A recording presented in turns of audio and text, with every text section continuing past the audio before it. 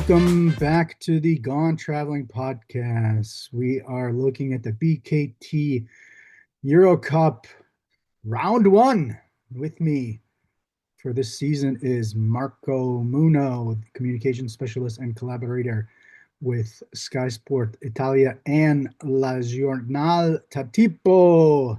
Yes. Marco, how you There we doing? are. Hello to everybody. First, I forgot to mention last in the preview episode. In case you haven't listened to that, go back and listen to the preview episode. We break down some of the teams we're watching, some of the storylines that we're watching. I forgot to mention at that time, so I'll do it this time. One of the things that I do write for the EuroCup website, and I've done 2 features so far. One on Trade Drexel, who unfortunately didn't play for Lietkabelis this week. He has a YouTube channel, and so kind of talked about how and why he started his YouTube channel. And then this past week, did a piece on Cluj's Australian Mitch Creek. Fascinating dude, and about his interests off the court, including skydiving. So fun stuff there. Round one, we actually still have one more game coming up tonight. Day of recording Thursday. London Lions hosting Buducnost, Volley Podgorica, London. Sorry, man, we're not going to talk about you. I want to do this on Thursday, get it out Thursday. So we will try to catch up with them as we get along. So if you're hoping to hear about London Lions or Buducnost, you're gonna have to wait. So just for those new to the podcast, to the format, what we do is we don't talk about all the games. We each kind of look at 3 sort of storylines, and so we talk about 6 of the games. We look at the game of the week that we kind of want to talk about, sort of a top performance that we want to talk about, and then sort of like a surprise, and then give a short little preview of what we got for next week. Marco, since you are doing this for the very first time, I will let you do the honors, the game that you want to talk about. Yeah, I think we can start with maybe the best game about being a message to all the EuroCup. It's the Panionios game. I think it was really a roller coaster, and if you want to highlight the beauty of basketball, you can find kind of everything into the match, because the Greek team was returning to EuroCup. It was like 12 year that they weren't 11, there. 11 years and 8 months since their last game. 11 years, 12, 10 months since their last victory. Yeah. And they battled with the Chemnitz, and it was like a really fun game that has kind of everything. So starting from the beginning, it was like Panionios going up, really starting to shoot everything, and just basically making a lot of shots, and uh, going to 30 to 13.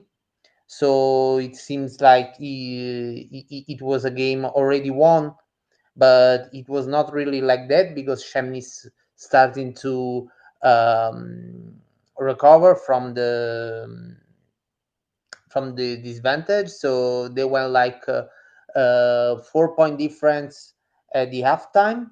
After they Chemnitz was going on and on, then they made like 17-0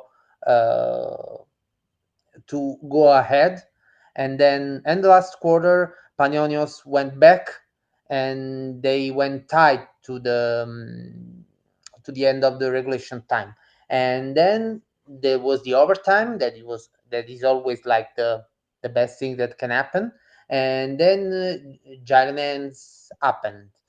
Hence the former Varese scoring guard, was really like scoreless for most of the match. He made his first field goal from the court at the beginning of the fourth quarter.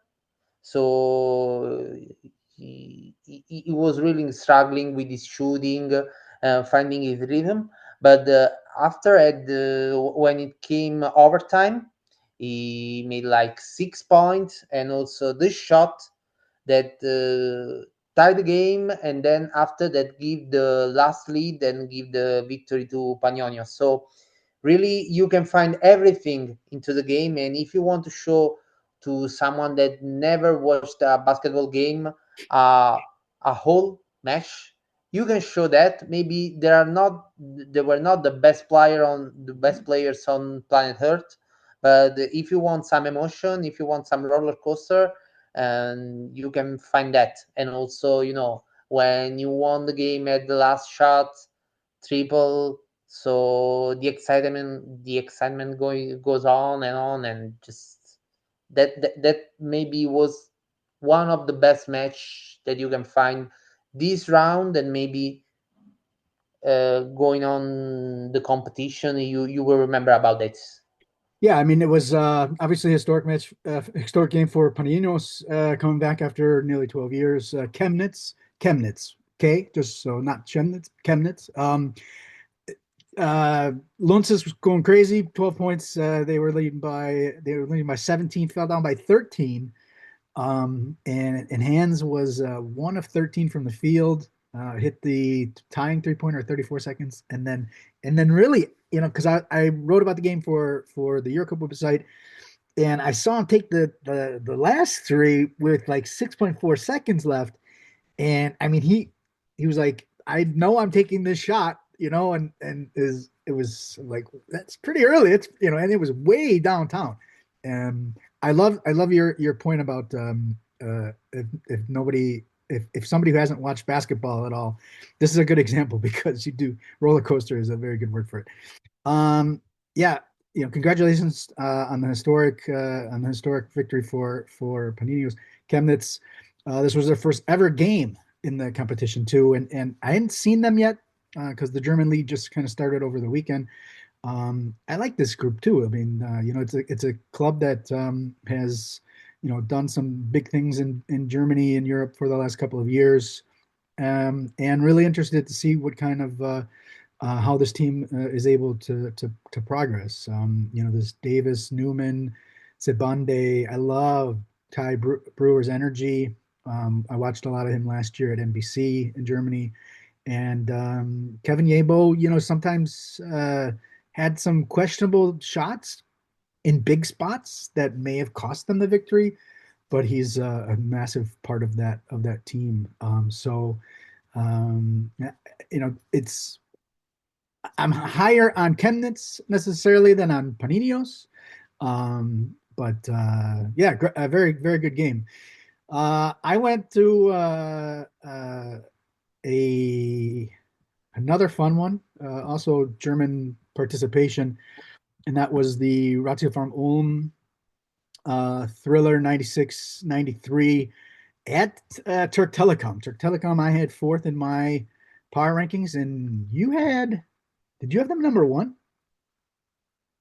Yeah, one I mean, of I the knew you didn't do favorite. your power rankings, but you said that they were the top team, right? Yeah, or Yeah. at least one of the three Turkish team that really Yeah, wants. and As so well. this was really a shocker for me. I mean, there was a fantastic, where you said as that, there really wasn't fantastic performances in the Panionios Chemnitz game. This one had Smith against Smith, which was so fun. Jolene Smith, um, kind of surprised he missed some of those big shots at the end. Mark Smith was great, 22 points, four rebounds, 7 assists, 3 steals. He had 18 already at halftime.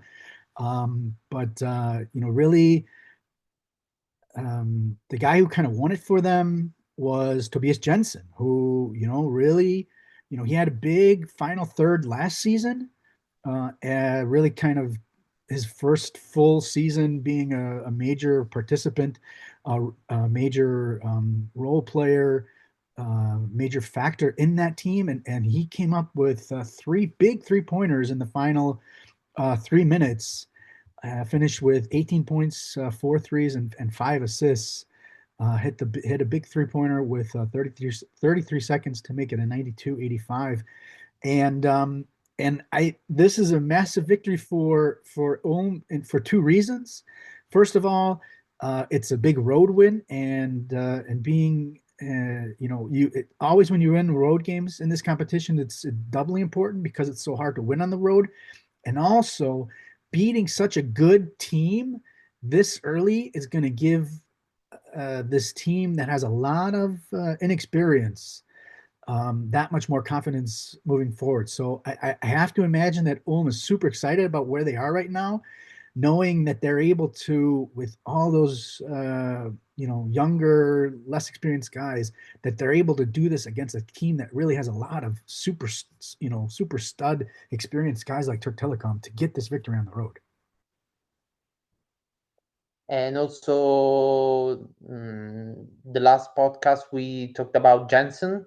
He's just 21, so into a team that is always full of youngsters. He can be, at least at the first game, he underlines in himself as one of the top guys of the team. By the way, cutoff for the Rising Star is July 1st, 2003. So Jensen is actually candidate for the Rising Star Award. All right, top performances. The guy that we were both super, super high on, and he showed up. I'll let you start off. Yes, and the guy is Jones that we mentioned like Bryce Jones. Yes, one of the of the many Jones. And we mentioned as a potential MVP in the last episode, and he really showed up. It was a close game with Venice, one of the games that can really help the teams that wants to be like the outsiders of the competition to establish themselves. Just really quick. So this is he. So Bryce Jones is playing with Aris, and Aris played against Umana, Reyer, Venice. Yes, and thing is that Aris and Venice wants to be some outsiders of the competition, and in their first head-to-head, they were in a close game, and Bryce Jones was really the guy of the whole game. He was into all the crucial points of the game. So when the Aris that was ahead mostly all the match, and he was starting to score at the beginning. So he had 4 points when Aris started to go on in 3-7 in the first minutes. So to prove the points that he's the man. And in a game that featured the 3 former NBA guys as guards, Bowman, Valentine, and Forbes, he was clearly the best. And when Venice was trying to get back into the game, Jones scored also the triple of at 5 minutes at the end of the game. So he went to give Aris the advantage of 79-70, and Aris was really close to win the game. And when at the end the Venice was still near, and they're fighting for the win, basically Jones was always scoring. He made, like, after the triple, he had another 2 points, and then he scored one of the 2 free throws of the last times. And also when Venice wasn't able to get the shot of the tie at the end, it was still Jones that grabs the ball and went to the other side to score the last 2 points that really closed the game at 85-81. And at the end, he finished the game as the best scorer, 26 points, 8 rebounds, 6 assists. So really all-around performance to start off his EuroCup campaign. Yeah, he was as good as advertised. I mean, we both talked about him. This is his second campaign. He was with Cluj back in 23, 24. And it's hard to imagine he's already 30 and really hasn't gotten that much of a following yet. But definitely, the way he plays, it's super super fun. So can't wait to see how much more he's going to do. My performance, I'm going to go to Augustine Rubit up at Lietkabelis. They shocked. I'm going to say shocked. Besiktas, even though it was at home in Lithuania, and obviously Lietkabelis is a tough, hard-nosed team always, but beating Besiktas was a big surprise. Kulame had a big game. Christian Kulame had a big game, but Rubit really was outstanding. 17 points, 6 of 11, all 5 free throws, 5 rebounds, 3 assists, 0 turnovers in 20 minutes. Still got it at 36. You have to imagine, back in the 22-23 season, this was his 5th year of playing EuroLeague. He was with Bayern, suffered Achilles tendon tear, came back at the very end of the 2023-24 season with Rostock, spent last season in Kuwait, and actually signed a short-term deal with Lietkabelis as an injury replacement for Das Amik. And if he has a few more games like this, you have to imagine that they're going to keep him. Having a guy with that sort of leadership, and still able to do it. 36, and he was fantastic. So he's the guy I want to highlight. So, well, last episode we talked about people that can really be breakouts in Europe coming from the NBA, and I think we got really an example, at least for the beginning of this season. That is Malachi Flynn, and he started off really pretty well into the domestic league against Galatasaray. Playing for And Bahcesehir, just to let everybody know, playing for Bahcesehir, Malachi Flynn. Yes, he was really good in his first game against Galatasaray in Turkey, and when it came EuroCup time, he was really good as well. Bahcesehir was playing against Cluj in in an away game, and Malachi Flynn was the best scorer of the game, 24 points and 7 rebounds. But it was also the consistency. It was a game of consistency for him. He was scoring 2 basket from the field each quarter. So every time you can really be sure of his contribution. And also it was really important when Clergy was starting to go on into the game, for instance into the second quarter. He was the guy that with layup sets the score tie, or also made the triple that avoided the Cluj to gain more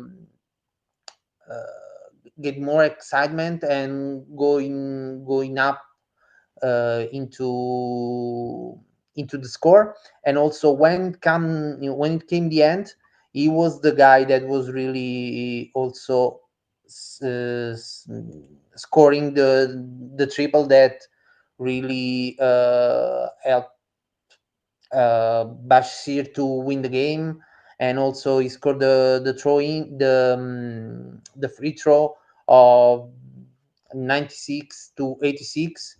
In the last 2 minutes, he was really the guy that was important for the win. So it was not only a matter of volume, but also of importance of the times in which he scored.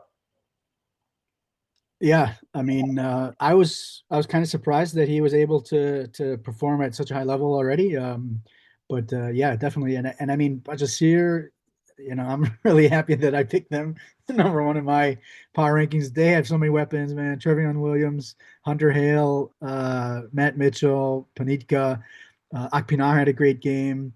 Sipahi was great, and I mean, they look really good. Cluj, man, I tell you, I'm happy with how they played. Fats Russell is man. I wrote down absolute whirlwind. He's so much fun to watch, and I think they're going to be up there fighting for things.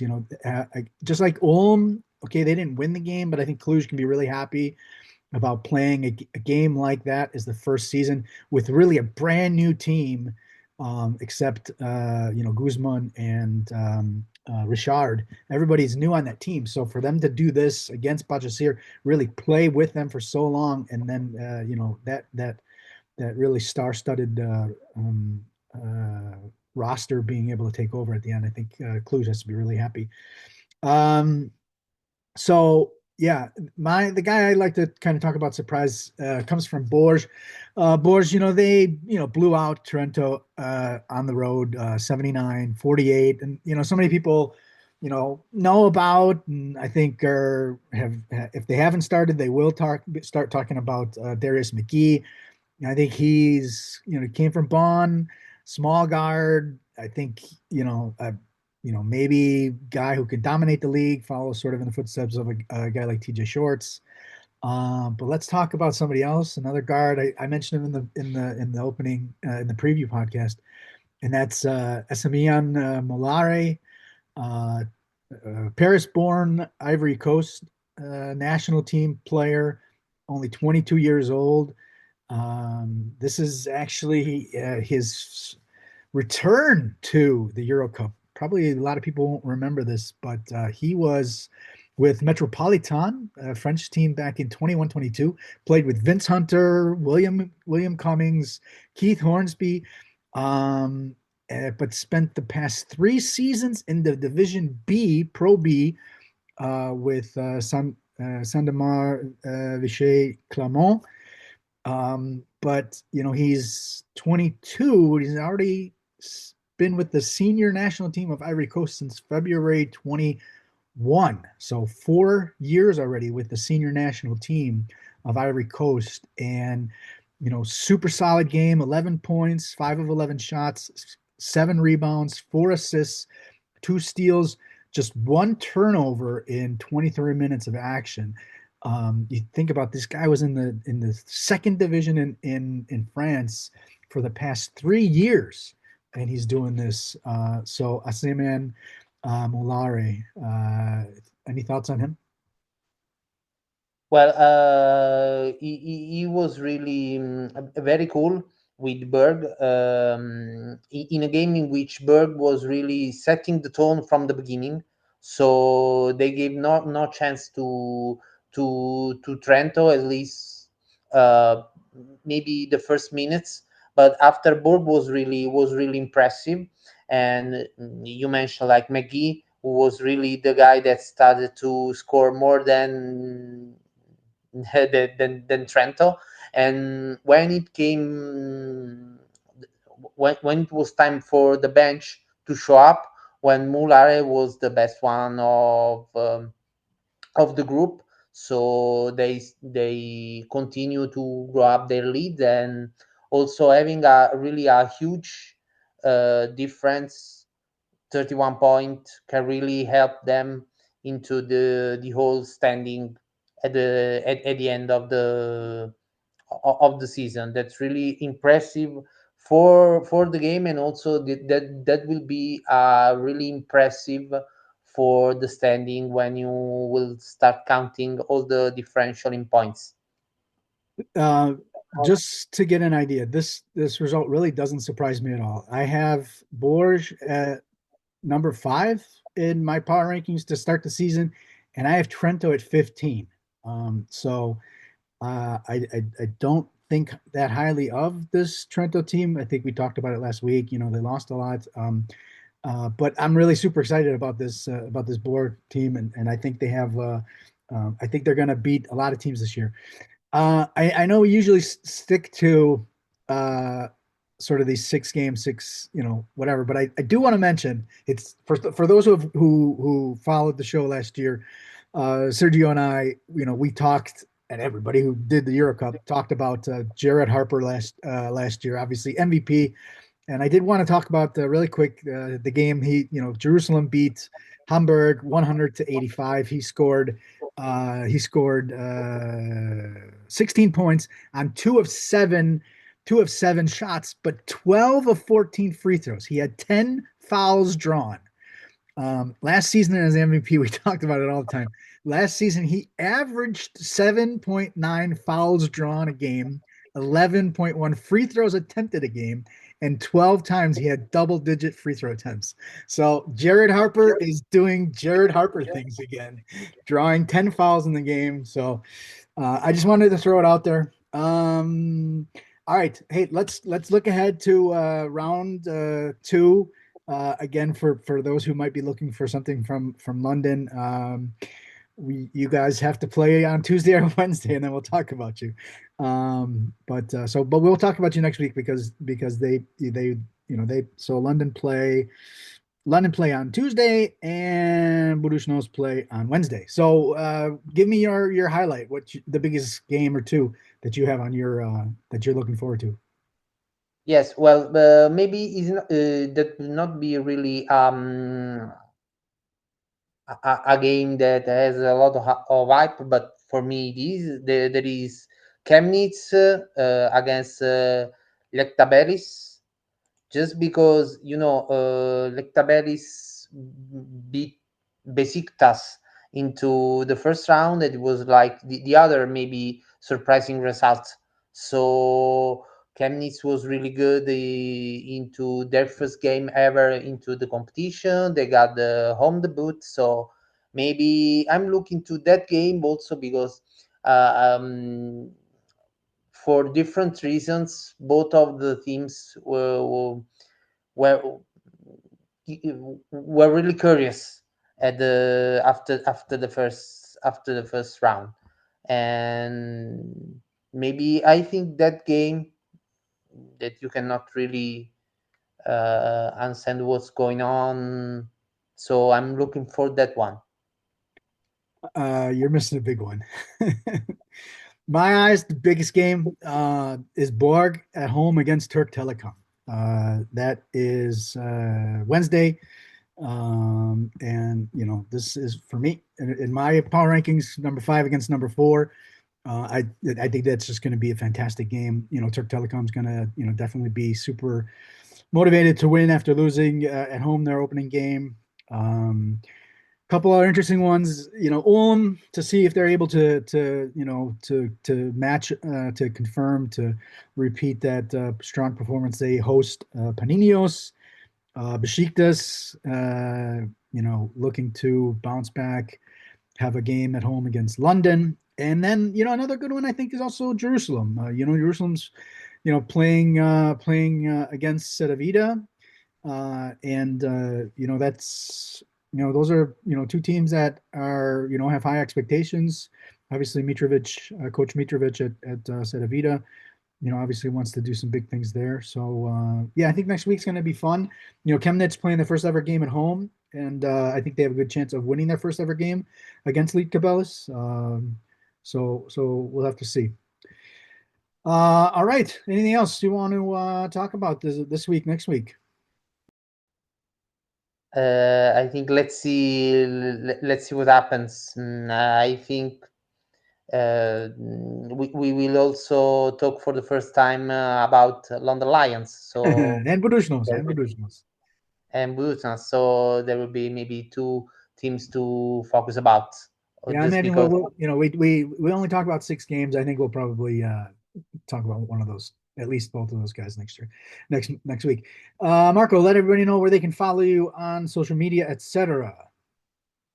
So I think the main one is on X, like Marco A Munno, and on the other social network, maybe Instagram, but on X you can follow me just more than on the others. I'm more active than the other.